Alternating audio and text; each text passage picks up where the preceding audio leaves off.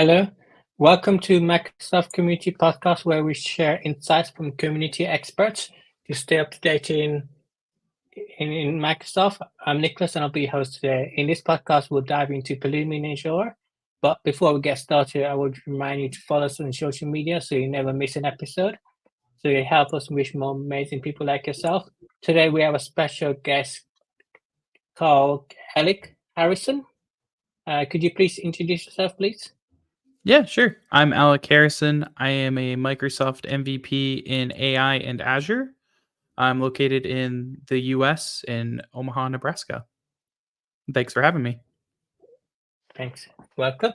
So, since our session is called Pulumi, could you give us some explain what's Pulumi and how is it used? Yeah, for sure. So Pulumi is an alternative for infrastructure as code in the cloud. The most applicable thing it would be equivalent to or similar to is probably Terraform. I think a lot of people have heard and used that product. Pulumi is kind of similar to that, except it allows you to write your infrastructure as code in the language of which you choose. So think of AWS has their CDK where you can do like TypeScript, all sorts of languages. Pulumi does that as well, but it's cloud agnostic. So whether you're in AWS, Azure, GCP, um, you can go ahead and write your Pulumi file to go to any cloud of your choice. Okay. So, why would someone choose to use Pulumi in their environment instead of like Terraform and Bicep? Mhm. So I think Terraform scared a lot of people away when they first made their biggest change in their terms of service and the open tofu fork happened. So that was when they changed their terms of service. The billing model maybe looked like it could potentially change. The community decided, hey, we're going to fork the open source repo and we'll manually keep that up to date. That's a lot of overhead and a lot of pain, particularly like somebody has to go out and do that and keep it up to date. While the tech is being widely used, that's not a big issue, but you're then not getting first party support, right? You're getting somebody's taking the fork and updating it manually. The other thing is HashiCorp or Terraform was recently purchased by IBM. I don't think there's been any major changes right now, but as far as I can tell, like IBM owns them now. They could totally change how the system works or how the technology works. Um, so I think that's another reason why I'd potentially choose it instead of using like your primary cloud providers ones. Like you have Bicep, Arm, CDK, CloudFormation. Instead of that, if you're running multi-cloud or want the potential of having a single source of truth, while like you still have to write basically an if statement to say if Azure do this, else do this for AWS. You can still write it in one language or one technology suite, right? So you could share scripts, you can share them around, and that would be for if you don't want to be just in the proprietary languages. So say, I don't know, maybe my product has a requirement I want to be multi-cloud. If I'm trying to use the first party support tools like CDK and Bicep, I would have probably two separate scripts that have two separate deployment processes that you might be able to have status checks in your pipeline, but it's not going to be the same deployment process to both, right? So I would have to say, hey, go deploy to AWS, go deploy to Azure. Where if you do it in a tool like Pulumi, Terraform similar to, you can say, hey, here's my script for both clouds, go deploy it. It's the same deployment process, and you could roll back as you see fit. Pulumi and Terraform 2 also both have state files, so you can kind of see what the state is of your cloud and hopefully try to get a Yeah, little bit sorry. more monitor drift as well. So if your resources are drifting, you can kind of get some alerts with that as Okay. well. Because I know that Terraform have their own like SDK as well Mhm. than Pulumi. Yeah, they have their own SDK and like CLI that you can roll in and use. Pulumi also has Pulumi AI, which is new and kind of cool. We can show that off too. Um, but yeah. Okay, cool. Can you give us some like use cases that we can use Pulumi that you've in like for like environments in Azure? How do you can spin up infrastructure? Yeah. So I can kind of let's go ahead and I can show my screen here and we can just start with the UI. I do right now I'm using Pulumi more as just like for personal use. So nothing too crazy is going on Yeah. here. Just so you know. We have kind of different projects. So we can create a new project. I should have um you can ask like what you want the project to be. So they have a few templates so you can go ahead and hit the ground running. There's different stacks here. So these are kind of similar to an AWS stack. Uh, right here is the GitHub repo that I'm building on right now. What I'm trying to do is, and this is not a knock on Pulumi, it's a knock on like infrastructure as code where we are today. I'm trying to deploy through infrastructure as code a Llama 2 model on a consumption based plan in AI Studio. And a lot of Microsoft's APIs to do that right now are in preview. So it's hard to find Yeah. documentation on how to do that. So that's what I'm trying to do just as for fun. I can see my resources here. So it also gives you an easier experience to see across basically everything, every resource in Pulumi that's been deployed. So you can see I was doing some of these quick start things about a year ago. I touched some of these 2 months ago and some of these 2 days or 16 days ago. So Or could you zoom in a little bit, Alec? yeah, Thanks. thank you. Let's do that. We can also download it to a CSV. If I had the enterprise one, I am on the free tier, so I don't pay anything for this. This portal kind of comes with it. But there's some extra enterprise features if you want to be paying for it. We also can look at environments. So I could potentially spin up multiple environments, kind of like what you were talking about there. We can watch them. You can store some secrets here. You can also store secrets in AWS or your deployment pipeline as well. So you kind of have different options available to you. So whether you want to do it in an experience like here, do it in Key Vault, do it in your pipeline through like a app settings file or something like that. There's a ton of different ways. So the Okay. world's kind of your oyster. Yeah, because this is quite similar to Terraform Cloud. It's on the cloud Mhm. version. Correct. Yeah, I would say it's fairly similar. You can go ahead and do a lot of that. Some of their stuff, I've not used Terraform Cloud. A lot of places I work at, they kind of just use Terraform as the bare bones. So they don't really go to the cloud Yeah. version or the enterprise version that costs money. But from what I've seen, it looks fairly similar. Do you know whether you can run this on-prem or is it just only in the Um, cloud? I to deploy on-prem resources, you're saying? No, I mean to have the own Pulumi like the on the URL on-prem. So like they have if if clients want to secure it. That's a good question. I Or is don't it know just if I pretty know much that. like Azure? It's just public access to everyone. I think it's public, but you can put policies in place, but I Okay. don't know if you can host like this dashboard on-prem. I would have to look into that. Okay. All right. Like I've used it for fun, for personal stuff, so I haven't gone quite that Yeah. far of I want to deploy this on-prem and secure it. Um, here's our deployments. If we do get environments, so a deployment links to an environment and a stack. We can put policies in place. So the same way that you have policies in Azure and governance in Azure, we could do it here as well. But you do need to upgrade to do that. You can also get SCIM integrations, audit log, all that other stuff. So if you're like SOC compliant or need to be audited, you can put other tools in here too.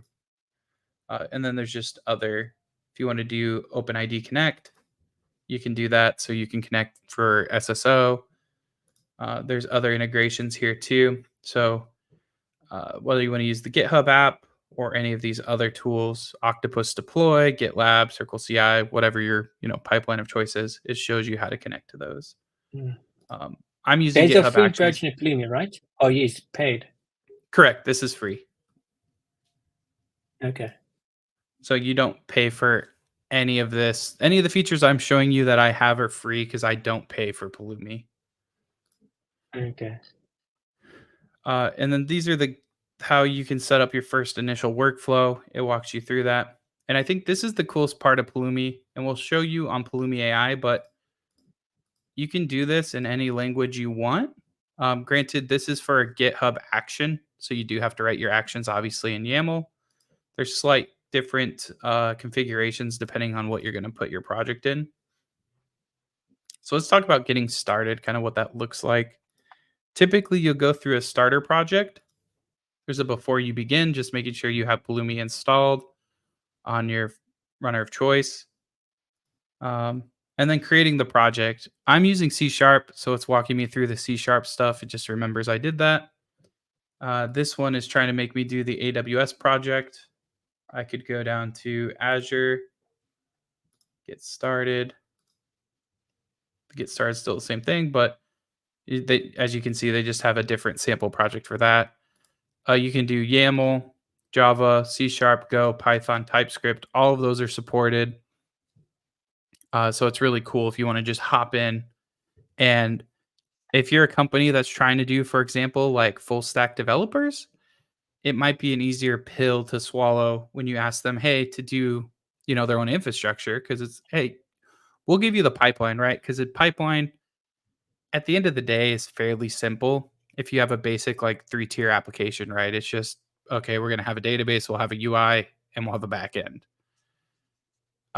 You can go ahead and build that simple pipeline of just like, okay, here's where the project needs to be for the front end, here's where it needs to be the back end, blah, blah, blah.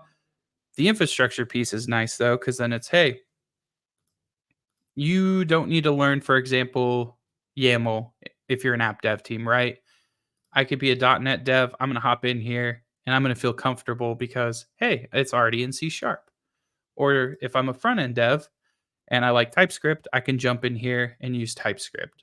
So there's a lot of these pre-canned projects to get you started, but then also I don't feel like I'm weird or, stepping into some sort of new technology that I have to learn for my job because maybe I'm slinging C# code all day, every day, or TypeScript code every day. I can hop in and just be ready to go. The other thing that's kind of cool is a lot of people like Python for scripting. So even if you're early in your career, maybe want to get into DevOps. So maybe you're super early and like you've done a bunch of Python scripting or a bunch of Python CRUD apps. Here's an easy way for you to get into infrastructure code and DevOps potentially because, hey, you don't even have to learn a new language. You're just learning the DevOps like methodologies or thought process, right? You've already learned Python, the language. Now we're going to expand it to a new methodology of continuous integration and continuous deploy. It can help push you in that direction. One thing I will call out is Pulumi Up is like their version of their tech conference. It's a free conference. Anybody can register. This sounds like I'm sponsored. I am not sponsored by them. So you can go ahead and sign up. It's a free, I think, all-day event on September 18th. They got all their speakers and whatnot. Okay. If you want to learn more about it or see how people are using it, it's a fun event that just happens to be nearby this time. But I'd recommend checking it out. Do you know whether you use Pulumi? Do you know whether you can use Pulumi with Azure DevOps and GitHub Actions? I think you can. Let's check. Azure DevOps. Yeah, I think there's a GitHub Action. Yeah. Yep. So if you hit this, it'll walk you through on how to use it. It looks like there's a task extension for Azure pipelines, and then it'll walk you through how you can I guess the only difference is the pricing compared to Terraform. That's free open source, but you just have to use it with Python or like other scripting language as well. But the Pulumi is the cost involved, and you just have one tool. Yeah, and Pulumi is also open source, so I don't think they have Terraform. I could be misremembering, but I think Terraform, especially now, has like a private version and an open source version, where the open source version is now, I think, being maintained by the community. You can actually go out and if we go to GitHub, you can see the Pulumi. I don't want it in that org. All of Pulumi's stuff is out here, open source. You can go and copy it and run your own if you want, but it's all out here. So you shouldn't be, if you're worried about something, going away. You could theoretically just take it and run your own if you really wanted to. I wouldn't recommend that, but it's all out here open source. They even welcome community contributions too. So if there's something you just don't like or want fixed, you can also go out and fix it yourself, which is kind of cool. They have a very active Slack channel too. We'll give a shout out to the people there. I've asked some dumb questions and they usually are very nice and answer them and don't make me feel like an idiot, which is great for a tech community because sometimes all people will do is tell you to read the manual and just send you a little blurb. So that's been fun as well. The other thing is, so say like you've kind of got your idea of what you want to build. We've talked about how there's some project templates here. Maybe I don't want to use that. They have also recently rolled out Pulumi AI. So I can come in here and say, all right, let's do C# and say, I want to host an API on an app service. And let's do a SQL Server static web app, the front end.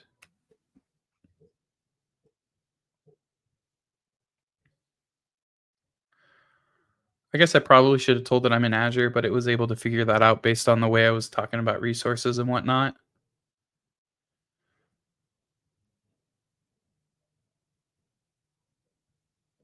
And there we go. So if you look here, this is the Pulumi file to do basically everything I asked it to. It by default tries to do subscription level infrastructure as code. So if you do want it to create resource groups for you, for example, you will have to give it that subscription level contribution role. You can make it not do that if you don't want to. You just then, when you do the deployment for Pulumi in the CLI command or in your pipeline, you just tell it what resource group to throw it in. And then here's my storage account. The storage account will be for the static website. Throwing that in there. SQL Server. We'll do that because we want a SQL Server that we said. We could set a password. We could also tell it that we want to use maybe managed identities. We could see what that looks like. Here's the database on the server itself, our app service plan, our web app on our app service plan. So this is the app service. The front end, and then this dictionary outputs the stuff at the end so that we can connect. Yeah, I saw that you can connect to it using REST API as well. So you can use it probably through VS Code. Yeah, they have some extensions in VS Code too that you can use. So if you want help with like snippets or connect it there as well, they have the whole CLI command, so you could even run it through the VS Code terminal. They also have a validate command that they do before you try to deploy anything, kind of like Terraform, and Azure has it too. I believe AWS does too. So you don't have to deploy everything out before you see if your template's even valid or not, which is cool. And then they have the feedback of, was this helpful? We can also hit the deploy with Pulumi button. And I believe that actually tries to help you. So say I like this template and I hit that, it'll help me create the project and actually get it deployed. So we can install the GitHub app or authorize this to use GitHub, and it'll spin up a repo and stick that template I just created in there, which is kind of cool. Okay. But yeah, that's quite nice. It's fun, and then you can tweak it. With all things AI, I've seen this with GitHub Copilot. Sometimes it's not always 100% correct because Pulumi has built theirs. I found it a little bit better than GitHub Copilot. I was trying to use to deploy some CDK stuff, and I would get a lot of infinite loops of, it would say, here's how you deploy this resource. And I would say, hey, Amazon said that's invalid, or that's an old way to do it. And be like, oh, you're right. Here's another way. So, we got option 1, and then give me option 2. And then be like, hey, option 2 still doesn't work. And it'd be like, you're right. Here you go. And then give me back option 1. And then I'd be stuck in this infinite loop of, it'd be like, try this. And we just go back and forth forever. I haven't seen that in Pulumi as much. Go ahead. Yeah, I'm curious to know how many modules does Pulumi have for the AI? Yeah, I don't know. Maybe they'll talk about it at their conference. Because at the moment, I think, say on the bottom of it, the panel, it said GPT 4.0. That's the one that you're on, but I don't know if you can switch different modules.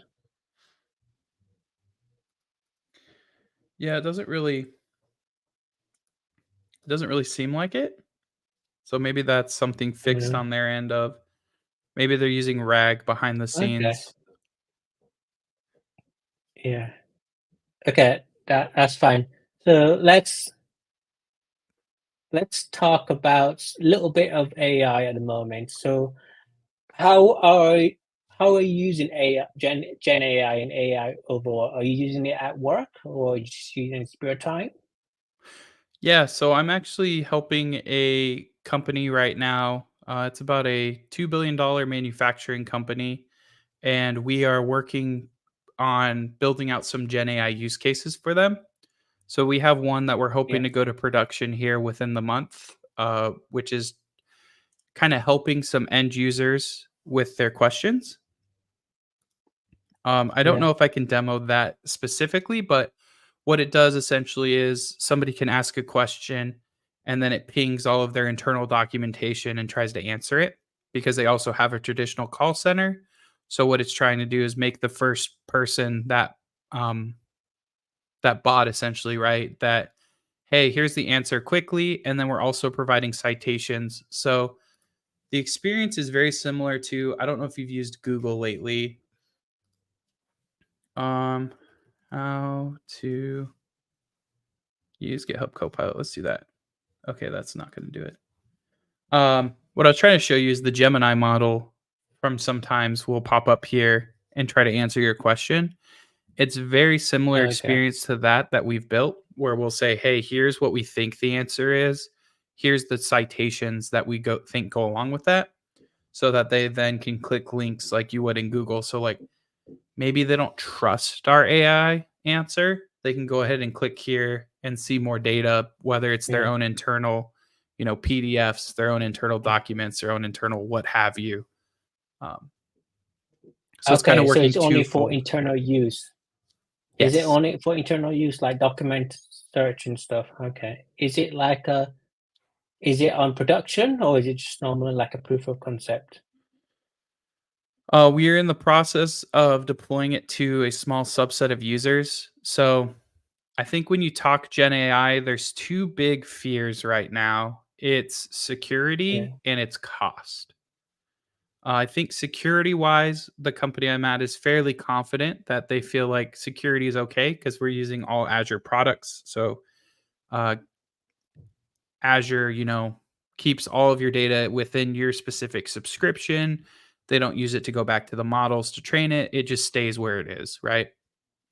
So security wise, they feel really confident that Microsoft and Azure has their back there. The biggest thing they're concerned about is cost. So I think we've proven with different POCs that we think it's accurate enough to be put in front of end users. Because worst case scenario, they still call the call center, so we still have that backup, that escape route, if you will. Um, and then best case scenario, they get their answer and they're off. So that leaves cost. And right now, we just don't know kind of how well people will use it or how much people will use it. One thing I will call out Yeah. is with Azure OpenAI GPT 4.0 Mini, the cost for AI has pretty drastically dropped. So this is per thousand But I tokens. guess you can just Yeah, but I guess you can just customize it and what you want, but you just have to keep testing it, like whatever you want, searching document only and limit it. Yeah, and we've locked it down too. There's a configuration in the API to say basically only use my data I've provided you. So that should help Yeah, cut down on hallucinations, hopefully, because then you can't, for example, go find an answer on the internet that's completely wrong or off base or not applicable to our company. That's how we kind of solve that one is just say you don't know if you don't know, otherwise only use the documents we have. Okay, that's good. So what, Um, aside from the application that you build or you're going to do from work, what other exciting things you've seen around Gen AI that interest you at the moment? yeah, I Whether it's think AI, Azure AI, or any. Copilot Studio is a really powerful one for non-developers. So if you're not a traditional app dev, it gets you, I would say, especially like chat with your data, right? Being able to connect to external data sources and drop it into different things. They have a bunch of integrators out there like Teams, Slack, any of those. It's really exciting because then people with low code, no code skill sets can jump in and build these chatbots that could potentially help their companies out. Okay, yeah, that's good. So, in your opinion, so I just want to ask, what do you think AI would help you to do in the future? Just a general opinion. Yeah, Has it evolved over time? I think it'll help people be more efficient in the roles they're doing. I don't think we're at the point where it's really going to replace people. I think it's just going to help people be more efficient and then uh, hopefully then move people closer to the problems they're solving, right? Like instead of writing as much boilerplate, I can ask GitHub Copilot to do that for me. Instead of spending time creating a PowerPoint, I can ask Office 365 Copilot to create a pretty PowerPoint for me. And then I can focus on the job I was brought in to do, right? I can help write code, I can help solve business problems, and then the things that are maybe less important but still time consuming, I can get an assistant Yeah, of AI to help me, create it and get going there. yeah. Is there any particular trend do you see that's coming up in the field of AI or in general? I think some people got really excited and I feel like AI kind of got overhyped. I think we saw this in a lot of other fields too, like the internet and other technology. I think blockchain had a huge hype wheel too. So did, especially with like NFTs or non fungible tokens when they were like selling art for crazy amounts of money. Bitcoin's another one. Like a lot of these technologies have super big hype cycles. Yeah, I feel like we're waiting for the next big announcement from a big LLM company because I feel if you look, I think Nvidia's stock is down or dropped a ton lately. I think the hype is kind of subsiding, and companies are now taking a more critical look and actually investigating of like, will AI drastically change what I do? And I think the answer right now is AI might make your workers, I don't know, say like 5 or 10% more productive, but it's not going to make it so you're now, a one man company making $3 trillion. yeah, It's not anywhere near yeah. there. It's not going to replace us human. It's still going to be there anyway. Yeah, I think the phrase I keep hearing is you won't be replaced by AI. You might get replaced by a human using AI. So Yeah. learn So the tools. so so this episode is coming to a close. So what other advice would you give people when starting with Pulumi or AI in general? With Pulumi, I would say I think both. Just start building. You don't have to fill out a thing for Microsoft anymore to actually get access to Azure OpenAI. So just start building, see what it costs to ask a question, learn how to index your data. There's a lot of quick starts from Microsoft on how to get going, specifically with chatting with your data. There's a lot of services in Azure to make that a super slick and seamless process. So I'd say get started. Same with Pulumi. Start building. If you want to learn about DevOps, if you want to learn about pipelines, publish your own website. I have a silly blog that was a Gatsby blog. Um, that's how I got started into more infrastructure as code and pipelines. I just, started building something and then go from there. Find the pieces you like, find the pieces you don't, and then yeah, that's how you learn other concepts and other things. I'm a very practical person. I'd rather learn with my hands dirty than from a textbook if I can help it. Yeah, yeah, yeah. It's all by learning by doing. So, is there any other advice you would like to give to anyone? One thing that's really good if you're looking for like an artificial deadline, I would say try to get a talk accepted at a user group. So try to do something similar to this, write a 30-minute hour talk about some concept and then go learn it. I guarantee you some people might know it better than you, but for the most part, communities like that are very nice and helpful and they'll help you out or you can present it to them and learn some new stuff and network and then they can if you hit any Yeah, roadblocks, just say like, "I couldn't figure out X," and somebody in the crowd might be like, "Have you tried this?" or "I had the same issue. Here's how I solved it." So yeah, just go and yeah. share what you're learning. Speaking of community, you're quite involved in the community, Alec. So, can you tell us any of your community involvement? Yeah, I host a few user groups here in the states. We are doing a AI workshop October 17th. It's going to kick off 3 p.m. Central Time in the US, but it's hybrid. So if you search Iowa Microsoft Azure user group on Meetup or follow me on LinkedIn, I'll be posting about it. I also run a weekly podcast that you've been on that called Azure Cloud Talks, where we talk to other MVPs, other people in the community about technology things, about how they got into their career, and just anything that might be irking them at that any point in time, just to show, we all get frustrated, we all get past it. It's just part of life, part of growing. Yeah.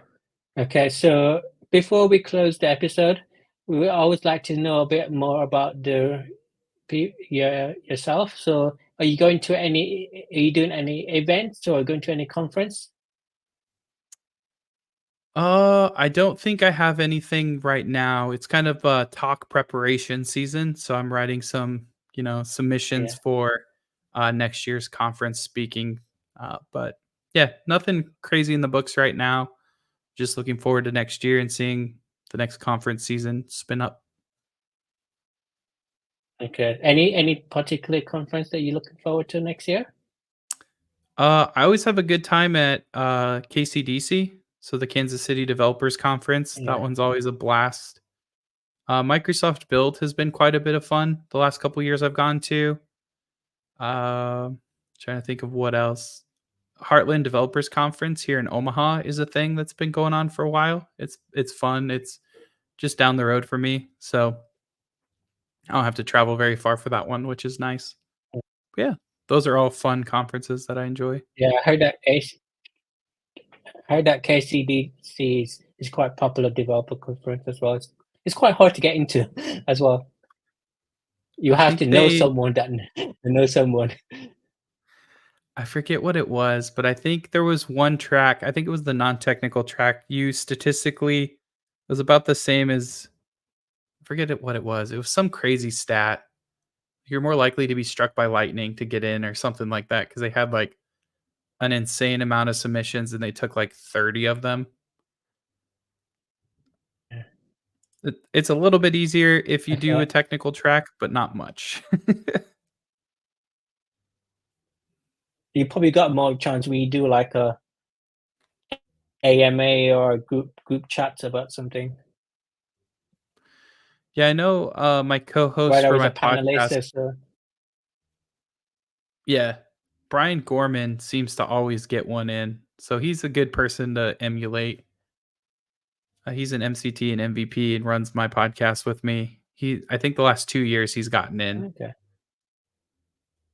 nice. Okay, no worries. Thanks.